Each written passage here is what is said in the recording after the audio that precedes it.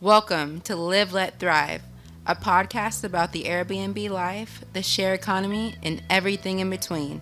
Here are your hosts, Myka and Steve.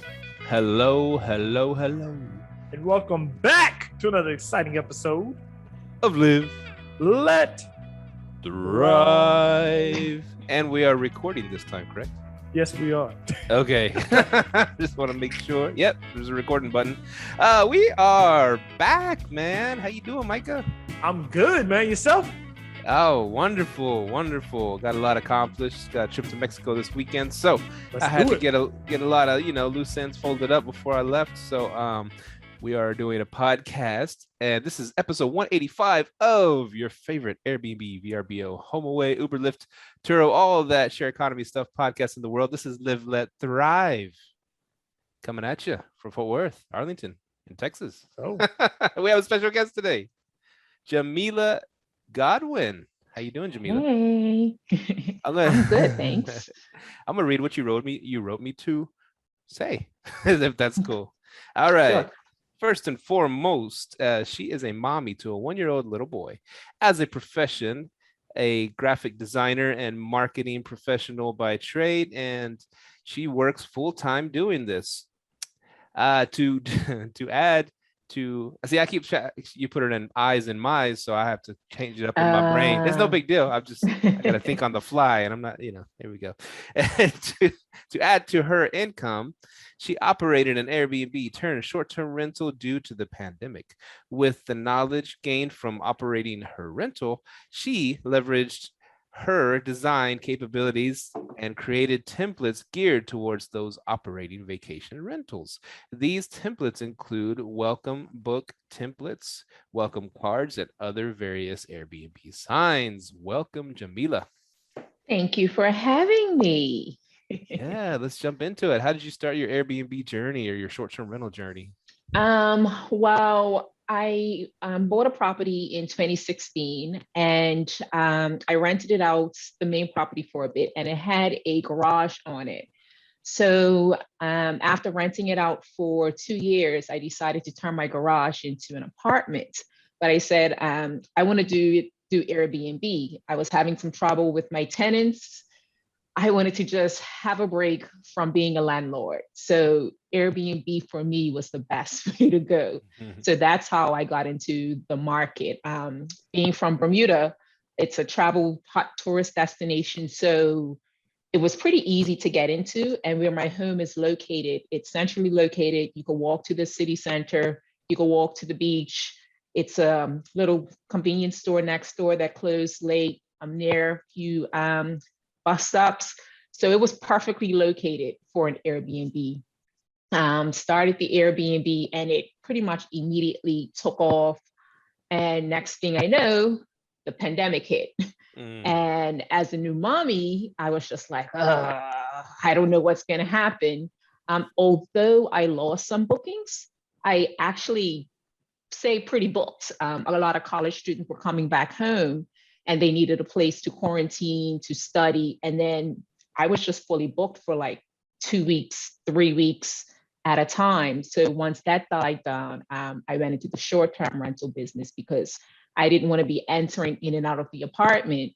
So I had someone take the apartment for 6 months, and now someone's in there just over a year now. So that's how I got into the Airbnb market. Nice. It's a cool way to start.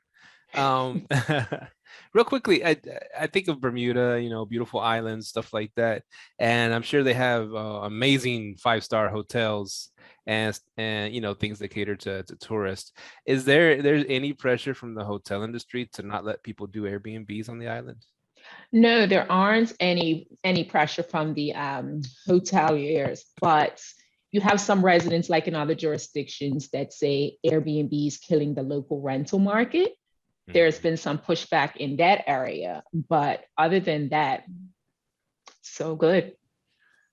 Yeah, Nice. I'm funny you bring up Bermuda. As soon as you said you were from there, I've been up here looking at pictures of it. Like, I need to travel over there because I was looking at one of the resorts and it's a very, very beautiful beach over there. So I definitely need to be heading there. So you do welcome book templates. Are those digital? Yes, like you could download them as digital. I also do like some signs. So let's say if you have a fireplace, some people need to remind the guests to make sure the flue is open so you don't burn down that person's property. So that one's been getting some sales as well. So I do those type of signs. And if someone wants something customized, I'm able to do that as well. Okay, so like you do like put people's logos out there, things of that nature. I can, but what I do is I use Canva. So I will create the template, and once they download it, they'll get a link to access the Canva template, and then they can go in and change it to their branded colors. So if, let's say their color is pink or something, they could change the colors to their color pink. They could add their logo. They would drop in their own house rules, places to eat that's in their area, things to do, emergency contacts. So it would have the structure of what the key items that you need for a welcome book, but they just go in and update it to reflect their Airbnb. Gotcha. Okay. So like, do you also sell things like on Etsy or anything like that? I do. I do have an Etsy shop. Okay. The interesting part, being in Bermuda, we're an offshore jurisdiction. So it's a lot of hoops we have to jump through to sometimes get on those sites. So for me, because we're overseas territory, I can go to England and live, for instance. I had to open up a bank account in England to get on Etsy, so to get payments, because they no longer just accept PayPal payments. So it's, yeah, it's difficult, but yes, I do now have an Etsy shop. What is your Etsy shop called? Dropping Anchor BDA. Dropping Anchor? BDA. BDA. And what does the BDA stand for? Bermuda. Oh, it's just short for obviously. Bermuda, yeah. So is that where Rihanna's from? She's from Bermuda? No, Bahamas, I believe. Oh, okay. She's from I'll have or it is it Barbados? Barbados. Sure Barbados. Barbados. Okay. Like some people think Bermuda's in the Caribbean. We're actually not. We're like maybe a 2-hour trip from New York. We're just off the Carolinas. So we're just above the Caribbean. Yeah, they're really close. I was looking at, after you started, I started looking and I'm looking at them cruises going over there.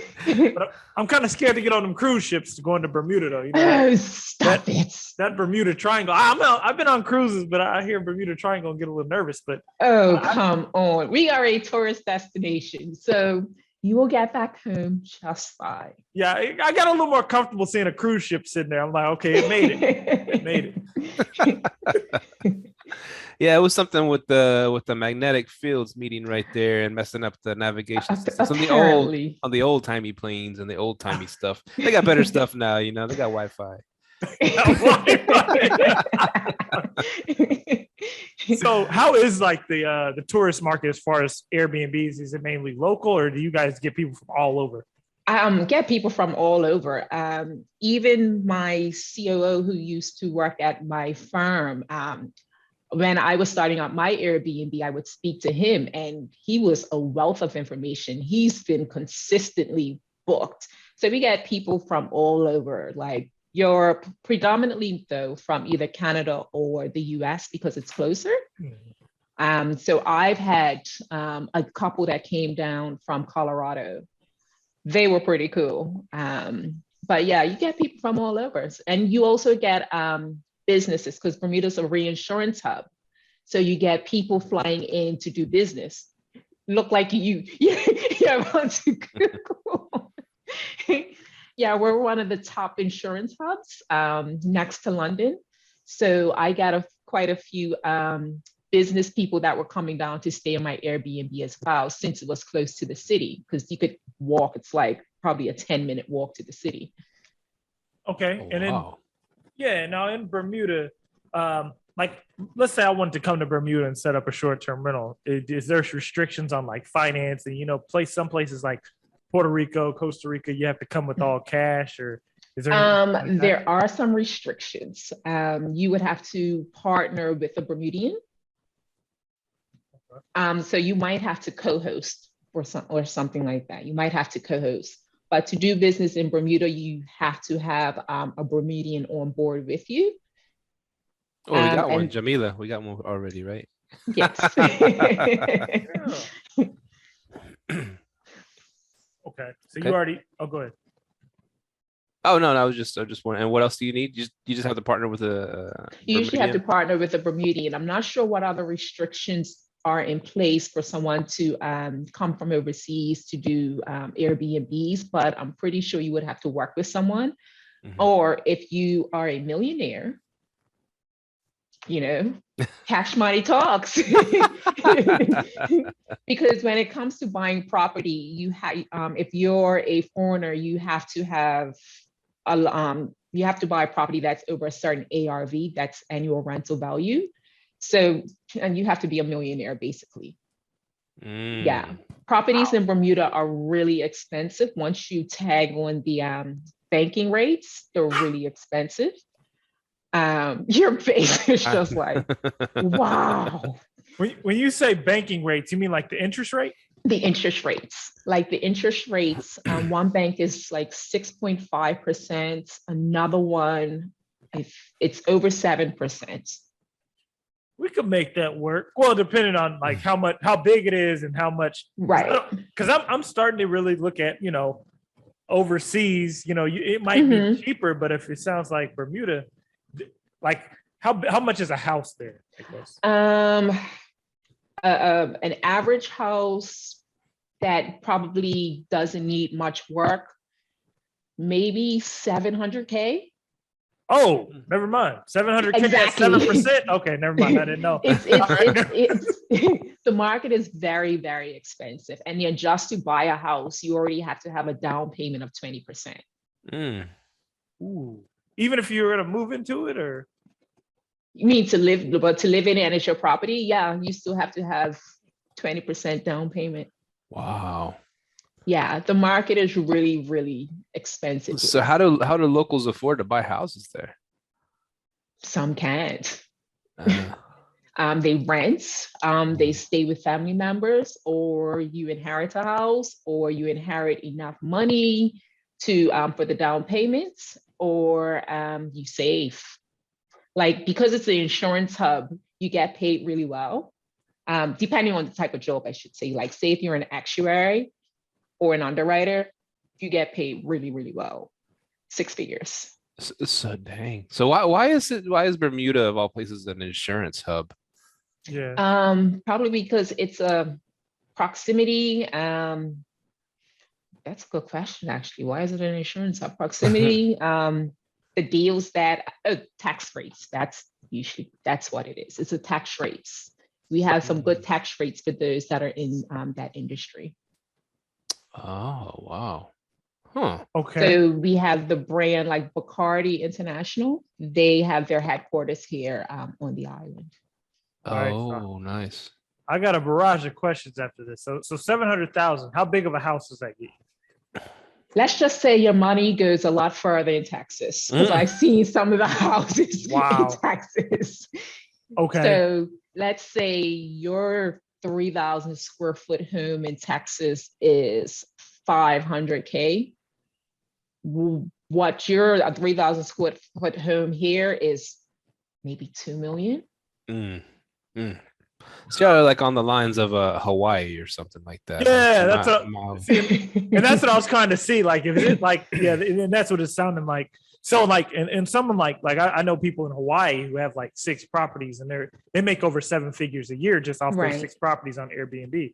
What were you pricing like while you were doing your short-term rental? When I was doing my short-term rental, I entered into the market with a low pricing strategy just to build up those reviews on Airbnb, because I know reviews are like cash. But when I got to like the summer periods where it was peak times, because we have a lot of big holiday events, I was charging maybe like 160 a night. And I have a studio which is just under 400 square feet. So it wasn't big, but it was new and it was modern. Yeah, I'm just looking at your facial expressions. Because it's 160 a night on 400 square feet. That is wow. But Bermuda, like I mentioned, Bermuda is a really expensive place. It really is. But I probably, if the pandemic didn't hit, I probably would have went up one price, because my summer was pretty much booked. I was going up until I think for like the 175-ish.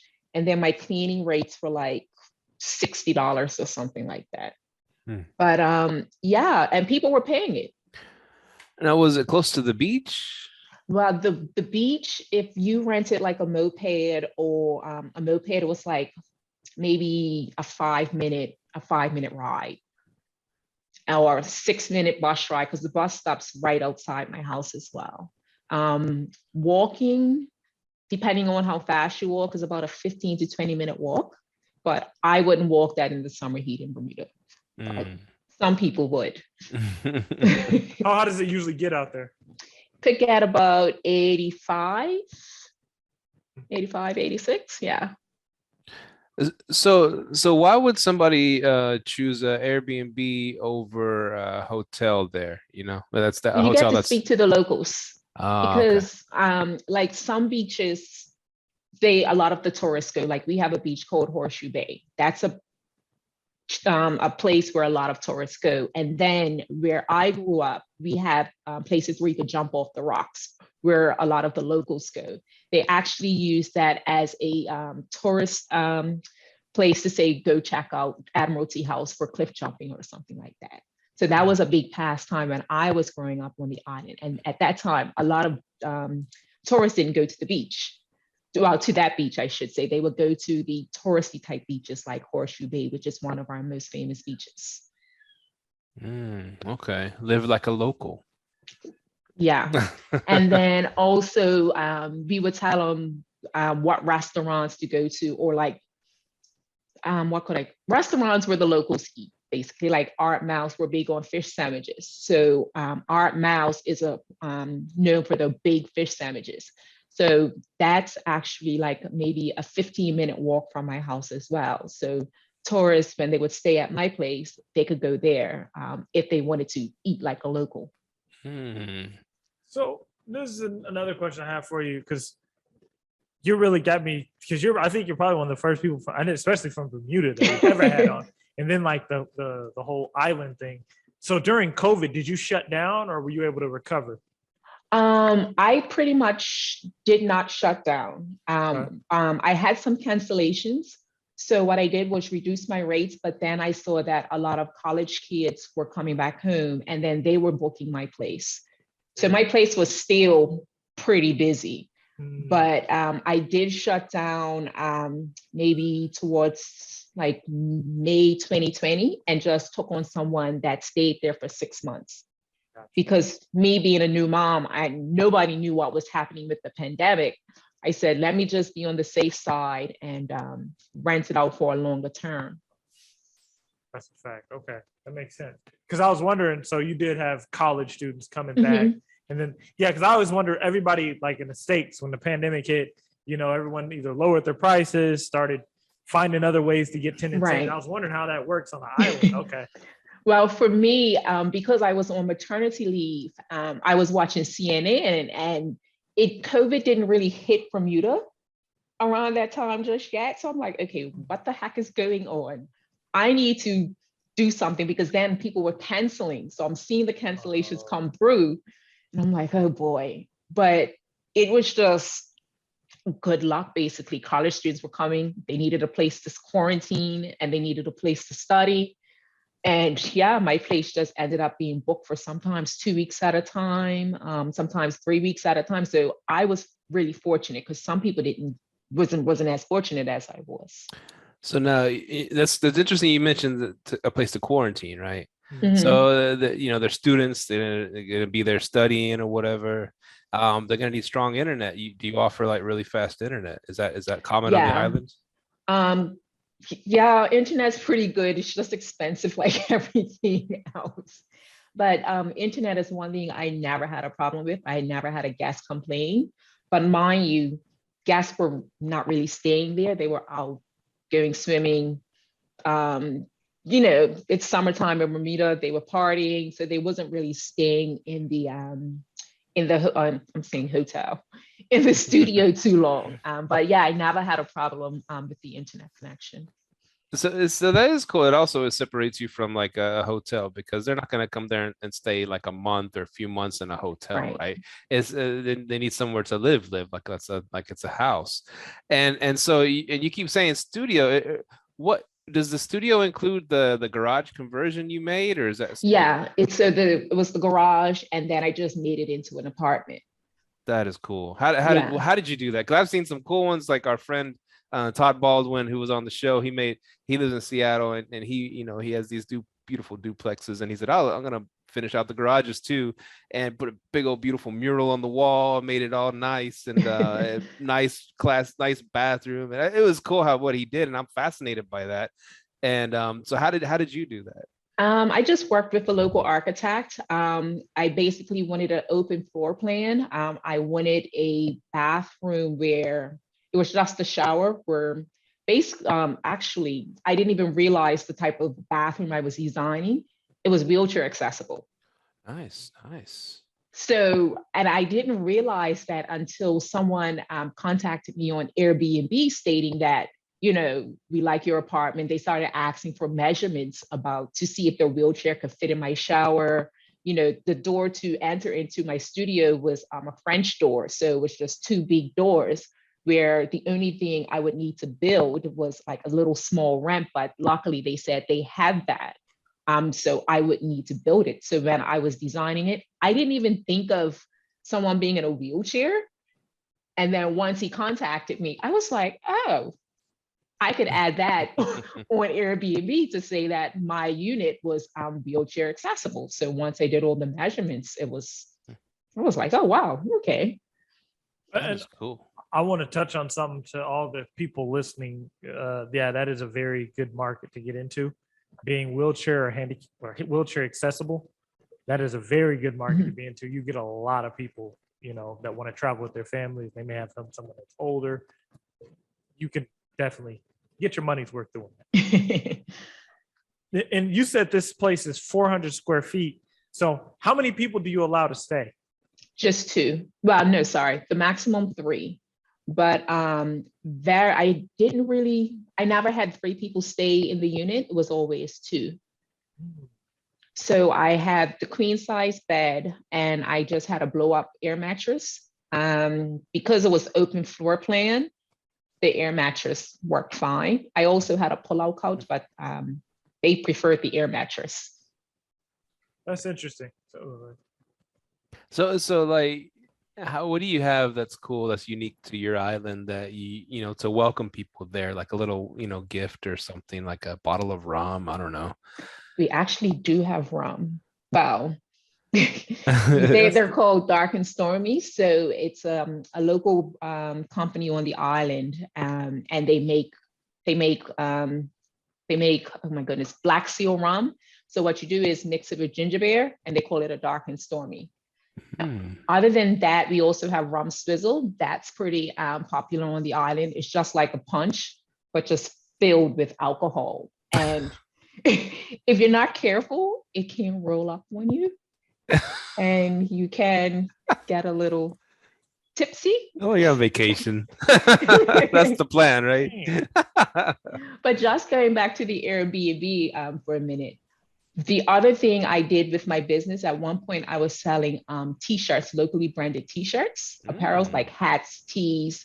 So that was also added as something to my Airbnb. So sometimes guests would get a free t-shirt, but I would also sell those items through my Airbnb because I had it all mapped out before COVID hit. I'm like, I'm already selling locally branded apparel. I could add this as another, money maker, tag onto my Airbnb. And so I was selling some items through that as well. So I had it all mapped out. That is cool. Yeah, yeah. You're making dollars in all kinds of different ways. Like one thing that you mentioned earlier was mopeds. Did you ever think of like renting out a moped? So my place, because it's centrally located, some people did rent mopeds where they could actually walk to the place to pick up their moped. They could also rent electric vehicles. They're like two-seaters. They're really compact and small. Oh, cool. And you could just charge them at the apartment, and they could just drive around the island. and they could walk to pick those up from a hotel, and then that has them. And then it's another place that also rents out mopeds.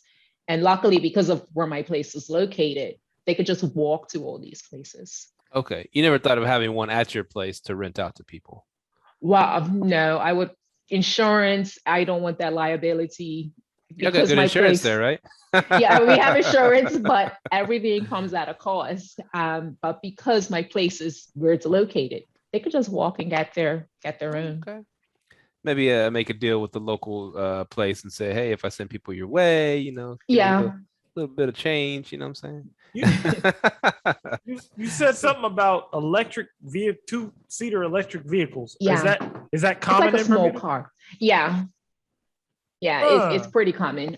Some people do buy them for their own personal use, but you could also rent them. So they're perfect for the person that doesn't want to get on a moped, because it's a bike essentially. And we have had accidents where tourists get in accidents, so they feel comfortable more in a car sort of electric vehicle. And also when it's raining, it's perfect. And then you also said they can charge the vehicle at your place. Your place Yeah. is, so like, is that a common thing that all places are fitted with an electric vehicle charger? No, some, depending on which electric vehicle you get, you could just use a regular wall plug, or you actually have to have an electrician install the mechanism so the person could charge their vehicle. Oh, okay. Because I've been installing electric vehicle chargers in my places here in the States. And it sounded like you guys just already had them. That's pretty cool, though. Okay. Yeah. See, we had a friend on the show. I don't know if did he go to Bermuda and get the idea, but he's gonna offer these little electric vehicles called mokes. You've heard of those? No. They're like the little blue or little color, you know, they're different colors, whatever. But they're all electric. And our friend of the show, he was gonna start offering them at his place and have a place where you could charge it and everything and rent them out there. I thought it was a pretty cool idea. Other thing that's big on the island is electric bikes. Okay. So it's just basically a bicycle that's battery operated, and you can go a lot faster than using a regular pedal bike. Yeah. So I know someone who has bought 2 of them and lets his guests use them when they're on island, obviously for a fee, but some people do that as well. Nice. Yeah. I saw those the first time in San Francisco, because you know San Francisco has a giant hills that go straight up, and so people can't pedal that. So they get on those electric ones and just get the. No, that's a great idea. So back to, I know we're hopping all around, but like a 400 square foot place, what are some keys to, like, you know, decorate it, design it to where it doesn't feel so small? High ceilings. I love high ceilings. Like my place the ceiling is really, really high. So what I've done is maximize that space because it is fairly small in the bathroom. So I have an area where you could actually pull out shelves. So that way, if someone is, needs to get a towel or something, they could just pull the shelf out, and then it goes pretty high. So it just allows me to just store more items in the rental. Also for those that are staying in there long term, where they need to put stuff, they have more storage, or even in the closet area, to put suitcases at the top, since you're not going to be accessing those quite often. But yeah, high ceilings. And then essentially it was supposed to be a 1-bedroom, but I said, take that wall out because it's going to make the bedroom feel really cramped and really small. So it just made it an open floor plan and kept the colors light. Because as a graphic designer, when you use dark colors, sometimes it can feel really small. So I just try to keep the colors light. Do you have like a link you could share with us? I'm interested in seeing your place. I definitely can share. Yep. Yeah, I can definitely share it. Even my social media, I'll send it to you guys right after. Oh, okay. Yeah, I wanted to check it out now, but we can do that. Oh, that's fine. Are you on a laptop? I could send it from my phone. It's easy if I just send you the Instagram page, because I don't know. Yeah. What's the Instagram page? Actually, at North Cottage Studio, I think it is. North Cottage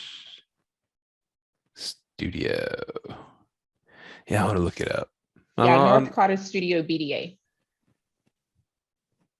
Oh, okay.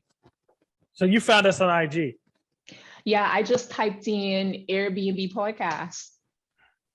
Yes. We came up. That's good. Yeah, this is a really nice place. Man, I love it out there. That is beautiful. Now I have a question. Is your place on what is it? Because you guys have like a small little lake. It looks like a lake out there. Is your place on that, like around that lake? My place is not close to the water.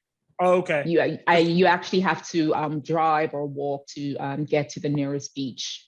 Because I think that may be Horseshoe Bay. That's probably Horseshoe Bay, and that's our most famous beach. That place is that looks beautiful. I was like, dang, I never even thought about going to Bermuda until now. Like I always thought Bermuda Triangle, stay away. Now I'm like, okay, I might be able to. Well, you know someone here, so if you ever come. Definitely, I'm definitely gonna be booking your places. It'll just be me and my wife. Okay, yeah, this looks really, really nice. I definitely need to hit up Bermuda. Yeah, and that was in the beginning stages of when I first started. Wow, and it doesn't look really small from the outside. Like it looks like it's a really nice sized place. And then you really decorated. I love the decoration. I love Thank that. you. Yeah. The small touches go a long way. I love the flooring too. That's beautiful. Okay. Yeah. See, I see like the thing I like about that place, like when you have the smaller places and something happens, like the pandemic, whatever, you can always transition to put someone in there longer term, Yeah. Here I have some of mine are houses. I can transition, but it's not as easy as putting like two people here because you have that inflated rate on a house. So yeah, this place looks really nice. And luckily for the Bermuda market, we don't have restrictions like I hear states where some states you can't have Airbnbs in certain areas, and we don't have that here. So you could just turn your house, whatever neighborhood you're in, you could just turn your house into an Airbnb if you want to. And my place, because we do get hit with hurricanes, I remember I had a girl staying there for a month, and where I live, my place was one of the few places that didn't lose electricity. I haven't lost electricity since I've bought the place, but my neighbor said, because it's a very friendly place. And if you live in a neighborhood, everyone pretty much knows everyone. She said, if you're the person staying in your Airbnb gets a little nervous, because the hurricane's coming, tell her she can come stay at my place, which is like literally right next door, of course. If she loses electricity or whatever, just to make her feel comfortable. And she loved that gesture. So I was shocked that my neighbor even offered that, because I know when people come to the island and it's a hurricane or something, you don't know what to expect sometimes, and it could be kind of scary. So that was really, really nice. And she really liked that. So when is hurricane season over there? Between say September and November. So it's just dying down right now. Okay. You didn't get any bad ones? No, not this year, luckily. Cool. We missed them. Have you guys got hit with any bad ones since you've had your place? We did. I want to say it was 2 years ago. I can't remember what the name of the hurricane was. I really can't remember. But yeah. And the worst one that we got hit with, I wasn't living on island. I was overseas in university. And that one was really, really, really bad. That one really hit the island hard. But because of how our houses are built, we usually come out pretty good. But yeah, sometimes we get hit with some bad ones. Yeah. Yeah. From looking at the outside of our house, it looks like they're built for hurricanes and to last. Yeah. And for me, cement. cement block. And when I bought my house, I didn't want to be the one boarding up windows and all of that. So that was a big factor. So where I'm located, I don't really get hit with a lot of breeze and all of that. So I'm not around my house boarding up windows. And so yeah, I was pretty strategic when I bought my house. And I always said, if I want to buy a house centrally located, so if I want to sell it, I can sell it right away. And how far are you from the airport? Well, Bermuda's not that big. So to get to the airport from my place is about 15 to 20-minute drive, depending on the traffic. Okay, because that led into my next question. Like, because I'm looking at the island, how far is it to get from one side to the other?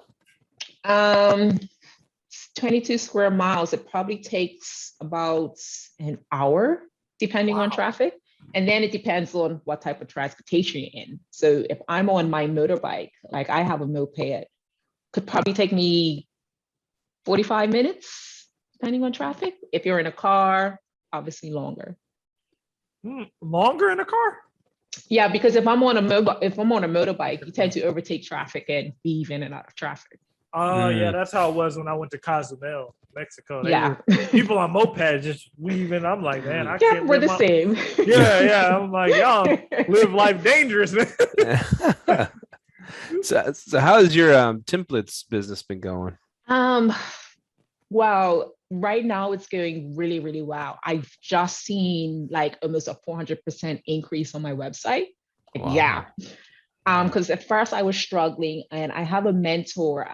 I started doing graphic design with her straight out of college, and I still check in with her every now and then. And she gave me some advice, just like get into Facebook groups. They're like a gold mine. Best thing ever. And then I found out it's like a whole science into making sure you don't get kicked out of Facebook groups when it comes to promoting yourself. But that has been going really, really, really well. So when I saw that percentage increase, I thought I was being hacked. So you like Facebook groups as opposed to Instagram groups?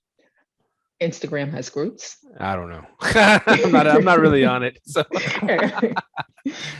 I mean, is promoting yourself on Instagram doesn't really work very well. I still promote myself on Instagram to get the following up and all of that. But right now, Facebook's just been working for me. But I know that I still need to build out my email list because, as we saw recently, Facebook and Instagram can go down. We still need to be able to connect with our audience. So one of the ways I'm also doing that is hopping on your show. There you go. Our audience will love what you got. The templates, and you got a great place in Bermuda. They'll be reaching out to you. Yeah, it's been going really, really well. So right now I'm just trying to get the word out there to let people know, use templates if you never knew about them. I only found out about templates because doing my Airbnb, I didn't have time to do the welcome book myself. So I was just searching, and I found out it's a huge market for templates. And so I said, because I know Airbnb market, why not just create something for that market? Have you heard any stories from your clients saying, wow, this template really helped my unit, or anything like that? No, I haven't, but I did ask for feedback, and they said the directions I gave was really, really easy. And with that, I also just created an email 4-day course, which is free, and using my design experience and saying, here's how you can improve your design of anything that you do. Because you could be given a template, but next thing you know, it looks like a hot mess because you've done all this crap to it. And you're like, what happened to the structure? So with the email course, it helps keep that structure so you don't veer off from the template, like just changing the font or just changing the colors. I see. And it's funny with that, because it is important to have something that looks, pleasing to the eye, that for the Wi-Fi or for whatever instructions you want to give them. But we have a client who we co-host or manage their Airbnb for, and so we went, after we got in there with started putting our stuff there to make it more appealing for guests, to give it a little upgrade.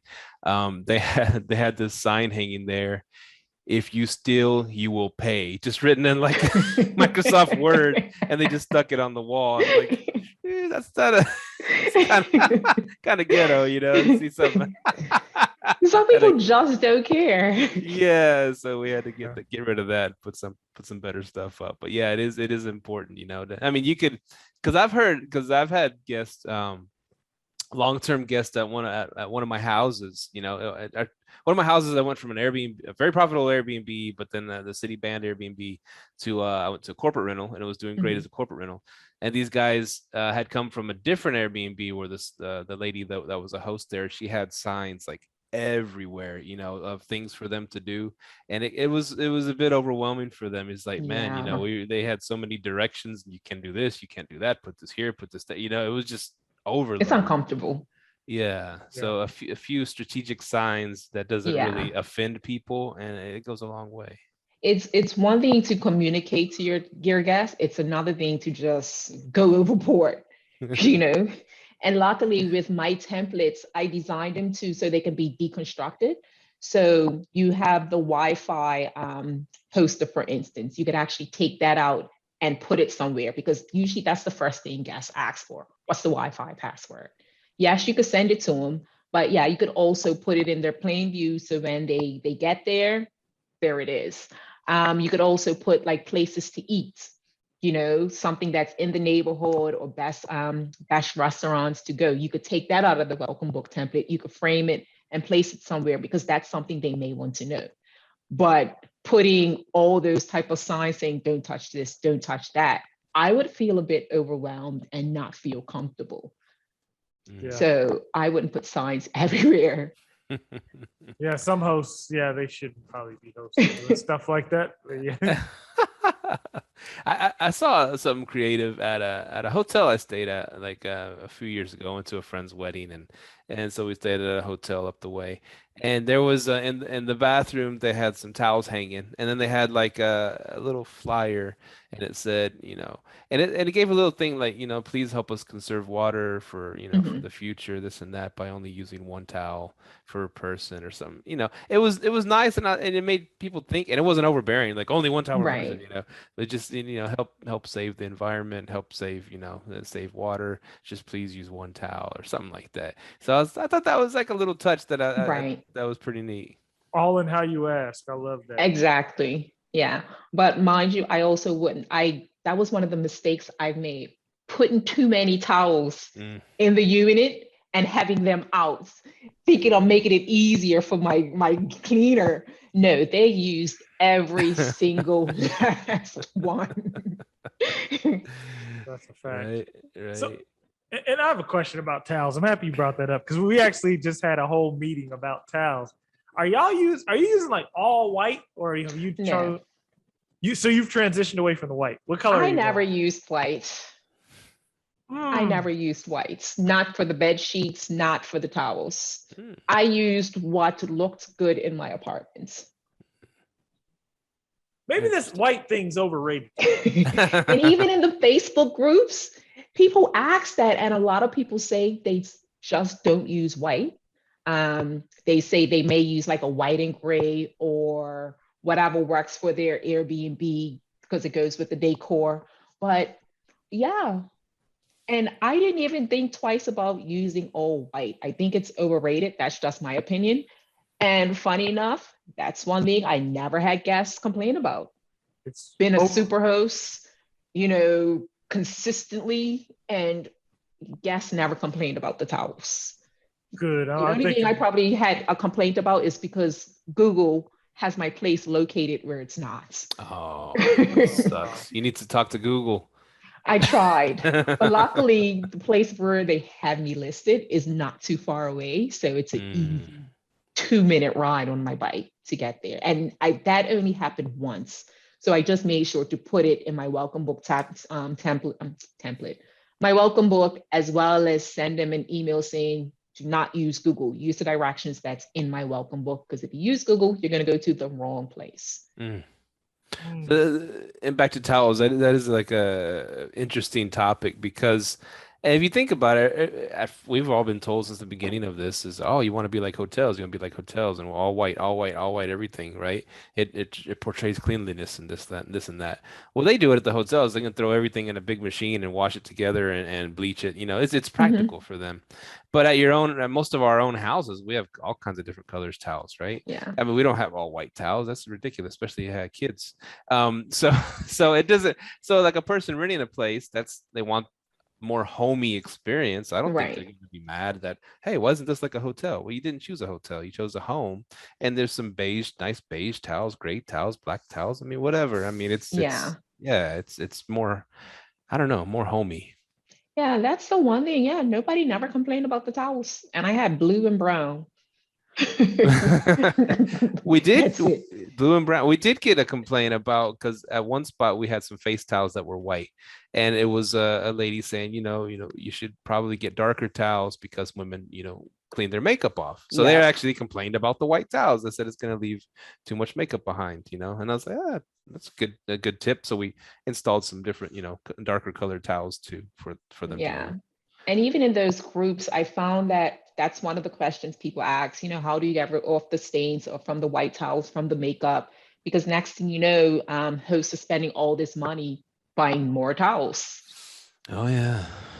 So, Yeah. and I looked at my expenses and my revenue, and I'm like, sometimes where could I cut expenses? But I had to track everything to make it so I could see where my money's going. Yeah. Yeah, Definitely. towels is a huge one, especially if you're trying to move away from white. And I've been debating it, and I think I'm gonna go ahead and do it because towels. You can leave a towel out there that says makeup on it. They ain't gonna use it. They about to use that white towel. I'm like, dang. So yeah, I'm definitely making that transition. Once you go black. Never go black, baby. So how you said you have a baby boy?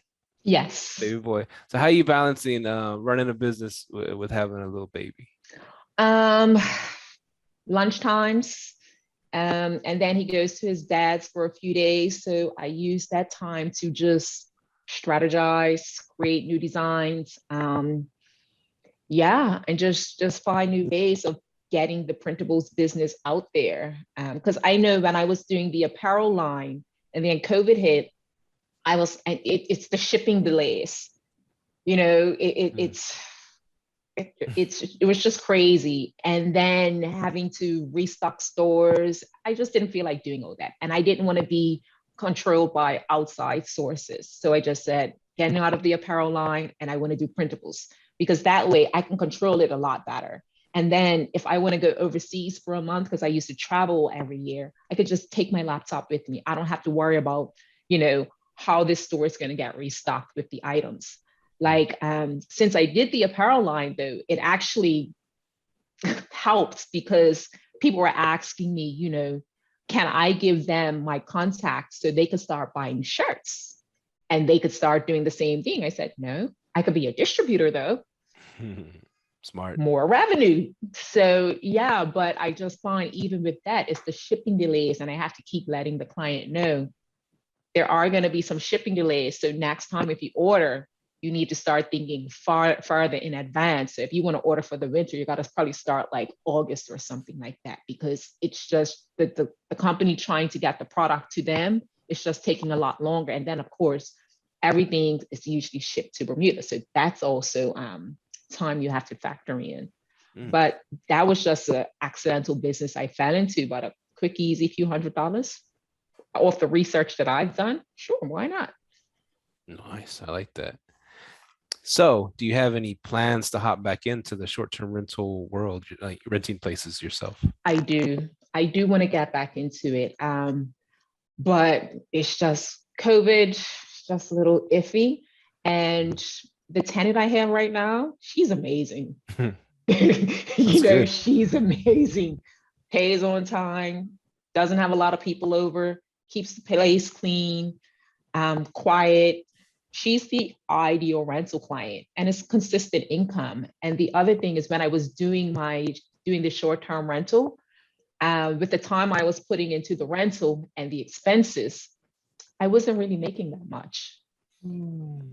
I like that. So I was just like, probably just do the long-term rental thing for a little bit. And if I got a bad tenant, probably go back into the Airbnb, because I never shut down my Airbnb account. I kept it for that reason. I want to leave that option open. So if I want to flick the switch and get back into it, I can.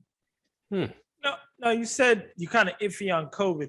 Now, how is COVID like right now at this time? How is it affecting like travel in and out? Or is it open travel? Travel is slow to Bermuda. We are definitely not seeing the numbers that we usually see. And sometimes we would host huge events on the island. Like we're supposed to have the triathlon series, and that was canceled. And that's a series that goes various places in the world, and we had to cancel it. We also have marathon weekend. And crazy enough, I had a guest that wants to book my place because of my proximity to where the event happens. And he was going to be a reoccurring guest, but that was canceled. So it's affecting that market with hosting big events. And we don't get as much travelers as we normally do. But I still get people asking, can I stay at your place? Is your place still available? Like, it's one gentleman who booked it for him and his family to stay in December, and not this December, 2019, he would have been another reoccurring guest. He asked, can he stay in it again? And I said, no, it's currently rented out. So I'm still getting asked, hey, is your place available yet? And yeah. You haven't talked to any of your friends and say, hey, I can help you convert your garage and make you some money. That's construction. I hate construction. Like that project management of a construction site. I don't want to do it again. But it's a lot easier on the island, right? There's not that island time thing going. No. Our construction costs have gone up because of COVID, because more people are being home. So more people are doing projects. So construction costs, like if you're trying to get lumber, that's going up significantly. You don't want to buy lumber right now, Lord. My See, God, exactly. you don't want to be in that space. You go chop down some trees, man. That might be the only way, man. Seriously. I have a question for you guys, though. How often do you change your welcome book template? While your welcome books, like, is it yearly, seasonal, or do you just keep the same layout and you just update the content? I got to go ahead and get one. I need to go ahead and get one. So I might need to get with you because I need a digital one. Right now, see, and I need to start focusing on stuff like that, because this year my goal for the business was a little bit different, more or less focused on branding. So I definitely need to get back into the guest experience side. Okay. You know, oh, go ahead. No, I was saying I see there's this big thing with QR codes and welcome book templates. So just being in their Facebook groups, doing market research. So that's something that I'm also going to be looking to try to implement to see how they work and if it works with my model. So you get a lot of information from those groups. Do you do magnets? No. Okay. Well, if you were to ever hop into the magnet space, one way to always get someone to either click your QR code or scan it is if you have a refrigerator magnet. Because like it's the number one place in the house they're going to go into and they're going to always see.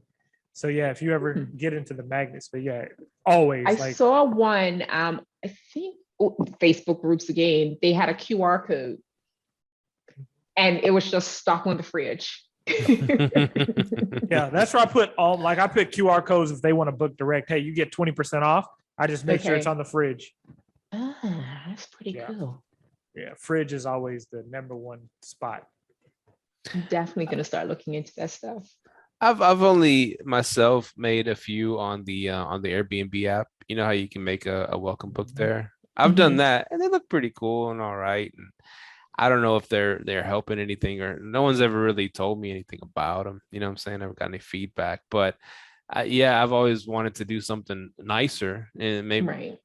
And I've flipped if I get to a place and there's a nice looking one on the coffee table, I'll flip through it. You know, I'll flip through it and see what's going on. I've never scanned one of the QR codes. I might be in the minority here, but I've never really. I even get mad and go to the restaurants. They want us to scan the table now. I'm like, where's the damn menu? You know, I like to look at the menu. You know, I'm more like that kind. You know, I don't want to. I hate touching menus. Okay. What? Even before COVID, it's just I just hated touching them. Touching menus. That's like touching money. Exactly. That's like touching money, man. That's like everybody touches them, you know. But yeah, spilling salsa on them and stuff. Well, now most places here they either do the QR code thing at the table or they give you a paper menu and then they throw it away after you use it. Okay. Killing trees. So, killing trees. QR codes never hurt nobody. I guess more people can get with that. Yeah, you're right. The QR code. I'm scanning them more and more. No, more and more because they've trained me at restaurants to scan them, and then I'll see them somewhere and I'll scan it. Even on a TV, you know, if you notice the TV commercial will come on, we're watching football or something, and it say, hey, you know, your chance to scan this code right here, and your chance to win, whatever. I'm not that quick. Throw my phone. I'm not that quick. I ain't been watching. They doing that now on TV? Yeah, like on. I haven't seen that. Yeah, on Fox Sports, whatever. They show the football games and say, "Win Terry Bradshaw's money. Here, scan this QR code, and then it gives you your chance to win." And you just everybody has their phones all the time anyway, so I guess. That's a smart thing to do. Right? Think about that. Yeah. So. Yeah, different ways to do it. I'm glad you're hopping back into the Airbnb game. And have you ever thought of doing it remotely, like not from your islands?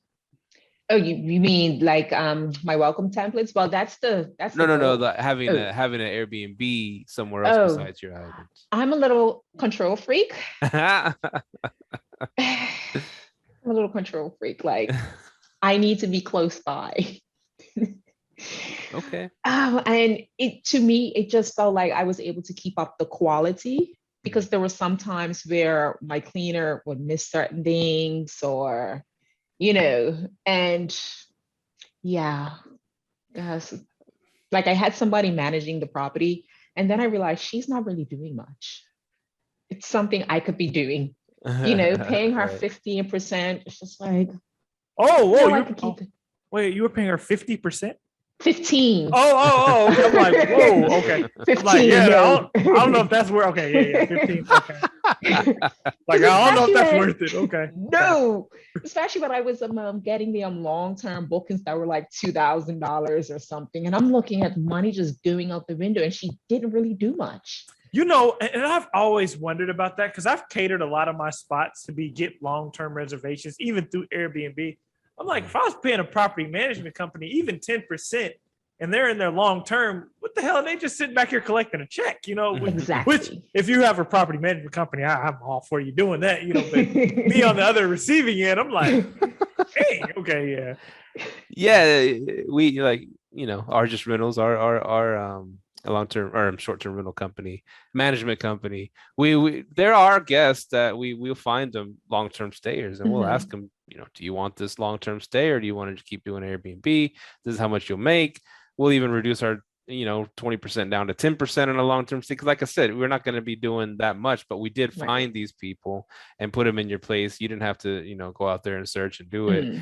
It's management. I think management company is essential if you're going to try to scale your business. Right. You know, if you want 20, 100, 200 properties, you can't do them all yourself. Exactly. Right? So yeah, but if you're just having the one like you have, and you just maybe get a couple of them, yeah, you don't really need it. And because I was new to the market, I just didn't know. I was still getting my feet wet. I thought it was going to be a lot harder than it actually was. So once I started calculating the numbers, I was just like, doesn't make sense. I could do this. Everything's from my phone, you know. I had the ring on my front door, so if they had trouble getting in, I could just talk to them through the ring and tell them how to get into the place. The only thing I would probably want them to deal with is those guests that are delayed and coming at 1 o'clock in the morning. So I don't have to deal with it. But that was not that often. That only happened like once. Now I have a question. So you don't have a smart lock or anything? No, I have a lockbox. Okay. So they'll just access the key that way and enter the apartment. Gotcha. Okay. I started looking at smart locks just before for the pandemic hit, but the lockbox ended up working fine. Yeah, makes sense. Yeah. Because I had a lockbox, a lock, not lockbox, but a smart lock issue happened today. All my smart locks went offline because all the company that I used, they had their portal went down, and Oh, imagine 13 locks just going down, boom, every last one. wow. Oh yeah, I'm reconsidering some things. It was crazy. So yeah, I'm reconsidering. Sometimes digital isn't that great. Did you have lock boxes on your places? 5 of them had lock boxes. The other ones I had Vivint systems. So it was only like 5 of them that I was like, oh shoot. You know what I'm saying? The other ones, I'm like, dang. Yeah. Right. So I guess you're gonna install lock boxes on the other ones. I'm gonna install lock boxes, but really it just made me focus. I need to shift. I'm shifting towards houses. So and all my houses have Vivint systems on it. So the backup system is if they can't get in, I can just open the garage. And then they can have a key. I can tell them where a key is inside, but they can always get in through the garage. Got you. Yeah. Cool. This has been a great show. This has been a fun show. We love hearing from somebody that's from the islands. Yeah, it's really cool. You got a great accent too. So thank you. If you ever want to do voiceover work, you know that you probably make a lot of money there too. Oh. Hey, if you can send some business my way if you know of anything, you know. Yeah. Say welcome. Can you say welcome to Live Let Thrive? Welcome to Live Let Thrive.